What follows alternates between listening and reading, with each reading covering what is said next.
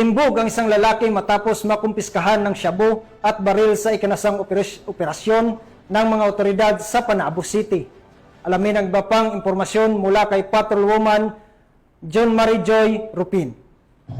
Isang lalaki na kinilalang si Alice J.R., 34 anyos, matapos ang operasyon na isinagawa ng Panabo City Police Station noong Hulyo 11 taong kasalukuyan, katuwang ang 2nd Davao Norte Provincial Mobile Force Company at sa koordinasyon ng Philippine Drug Enforcement Agency Region 11. Nakumpiska ng mga otoridad ang tinatayang 20,900 pesos, halaga ng hinihinalang shabu at isang 38 caliber revolver at mga gamit na umano'y ginagamit sa pagtutulak ng iligal na droga. Ang suspek ay maharap sa kasong paglabag sa Republic Act 9165 o Comprehensive Dangerous Drugs Act of 2002 at Republic Act 10591 o Comprehensive Firearms and Ammunition Regulation Act, ayon kay Police Lieutenant Colonel Dexter R. Cuevas, officer in charge ng Panabo City Police Station.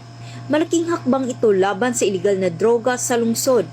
Gayunpaman, binigyang diin ng mga otoridad na ang tagumpay ng kampanya kontra droga ay nakasalalay hindi lamang sa aksyon ng kapulisan, kundi pati na rin sa aktibong pakiisa ng bawat mamamayan. Mula dito sa Police Regional Office 11, ako ang inyong PNN correspondent, Patrolwoman John Mary Joy Rupin, alagad ng batas, tagataguyod ng Balitang Pulis.